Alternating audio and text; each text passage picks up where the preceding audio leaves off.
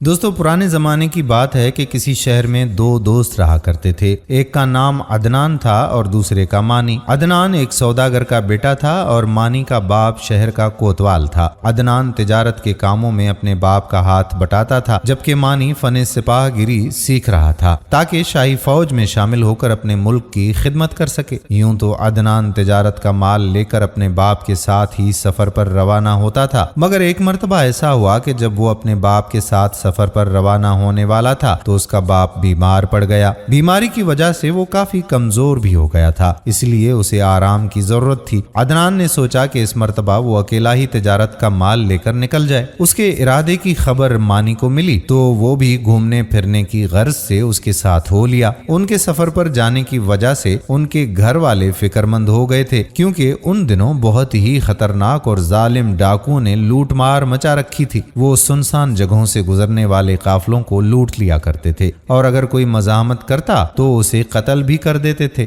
دونوں دوستوں نے اپنے گھر والوں کو تسلی دی اور بیٹھ کر یہ منصوبہ بنانے لگے کہ خدا نہ خواستہ اگر کبھی انہیں ڈاکوؤں نے گھیر لیا تو وہ کیا کریں گے۔ سفر کے دوران انہیں کسی قسم کے خطرے کا سامنا نہیں کرنا پڑا اور وہ بڑے آرام سے اس ملک میں پہنچ گئے جہاں عدنان کو اپنا تجارتی مال فروخت کرنا تھا۔ چند ہی روز گزرے تھے کہ اس کا سارا سامان فروخت ہو گیا۔ اس تجارت میں اسے بہت فائدہ ہوا تھا۔ وہ دونوں چونکہ جس مقصد کے لیے آئے تھے وہ پورا ہو گیا تھا، اس لیے انہوں نے اپنے گھروں کی واپسی کی تیاری شروع کر دی۔ انہوں نے اپنے گھر والوں کے لیے بہت سے تحفے تحائف بھی خرید لیے تھے۔ سفر کے لیے ان کے پاس ان کے گھوڑے تھے۔ عدنان کے گھوڑے پر 2 چمڑے کے تھیلے لٹکے ہوئے تھے جو سونے کی اشرفیوں سے لبالب بھرے ہوئے تھے۔ یہ اشرفیاں اسے اپنا مال بیچ کر حاصل ہوئی تھیں۔ مانی کے پاس بھی چند 100 اشرفیاں تھیں جو وہ اپنے گھر سے ساتھ لے کر نکلا تھا تاکہ سفر میں اس کے کام آ سکیں۔ اس کی اشرفیاں اور تحفے تحائف کے تھیلے اس کے گھوڑے پر لدے ہوئے تھے۔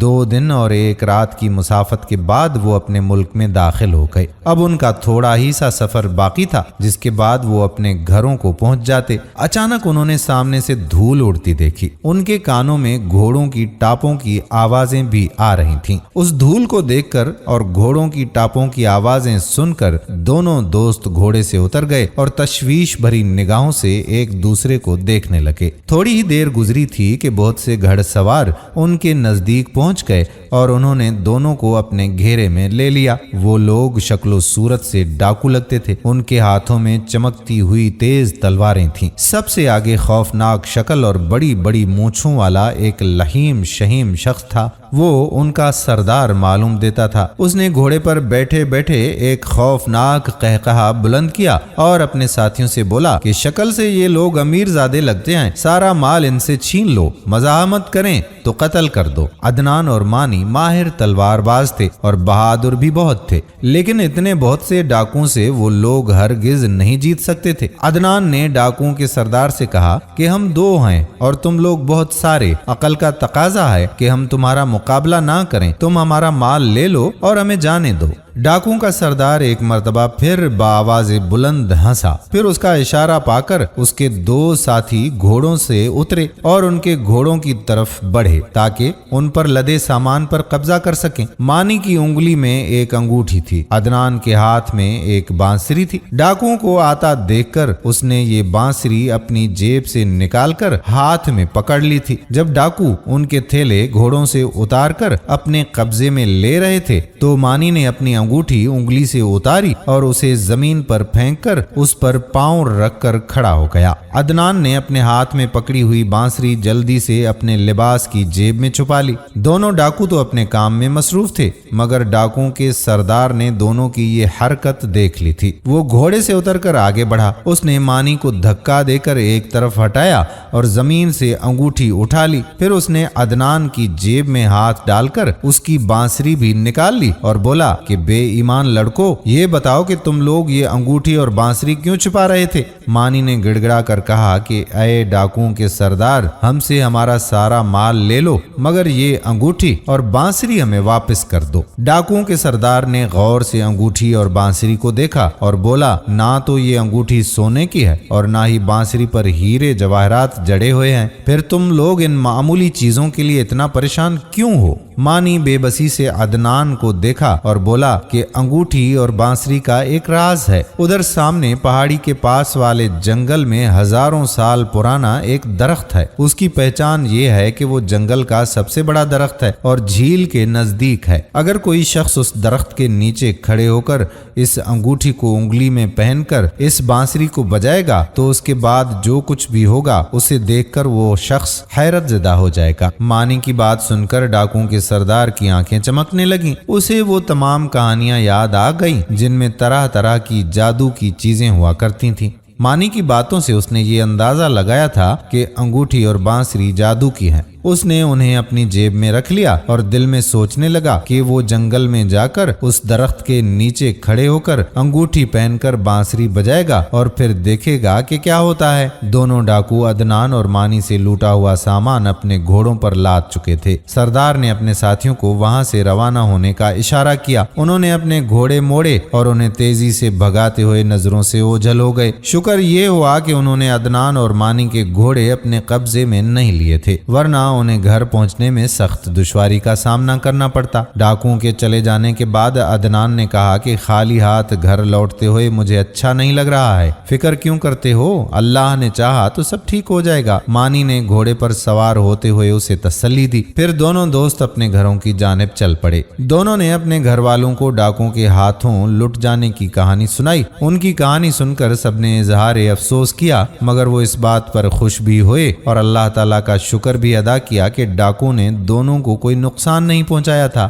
ये अगले रोज दोपहर की बात है। डाकुओं का सरदार अपने तमाम साथियों के साथ जंगल में आया। वो सब झील के नजदीक उस पुराने दरख्त के नीचे जमा हो गए। डाकुओं का सरदार बहुत खुश था कि अब इस अंगूठी और बांसुरी के राज से पर्दा उठ जाएगा। उसने अंगूठी को अपनी उंगली में पहना और फिर बांसुरी बजाने लगा। बांसुरी की लय इतनी तेज थी कि आसपास के दरख्तों पर बैठे हुए परिंदे शोर मचाते हुए उड़ गए। डाकुओं का सरदार बांसुरी बजाने में मसरूफ था। उसके तमाम साथी उसे बड़ी हैरत और दिलचस्पी से देख रहे थे। अचानक करीबी दरख्तों पर से बेशुमार सिपाही कूद कूद कर जमीन पर उतरे और बेखबर डाकुओं के सरों पर पहुंच गए। बहुत से सिपाही बड़ी बड़ी झाड़ियों में भी छुपे हुए थे, वो भी बाहर आ गए। उन सिपाहियों के साथ मानी का कोतवाल बाप भी था। सिपाहियों के हाथों में तलवारें थीं। उन्होंने तमाम डाकुओं को घेरे में ले लिया। एक तो डाकू बेखबर थे, दूसरे सिपाही इतने ज्यादा थे कि डाकू उनका मुकाबला नहीं कर सकते थे, इसीलिए वो बड़ी आसानी से काबू में आ गए। सिपाहियों ने उनकी तलवारें और खंजर अपने कब्जे में लेकर उनको गिरफ्तार कर लिया। उसी वक्त झाड़ियों के पीछे से अदनान और मानी भी निकल आए। उन्हें देखकर तमाम डाकू हैरत ज़दा रह गए। वो कहने लगे कि ये दोनों तो वही नौजवान थे जिन्हें कल उन लोगों ने लूटा था और जिनसे उनके सरदार ने अंगूठी और बांसुरी छीनी थी। मानी ने डाकुओं के सरदार से कहा कि मैंने ठीक ही कहा था ना कि अगर कोई शख्स इस दरख्त के नीचे खड़े होकर अंगूठी को अपनी उंगली में पहनकर बांसुरी को बजाएगा तो उसके बाद जो कुछ भी होगा उसे देखकर वो शख्स हैरत ज़दा रह जाएगा।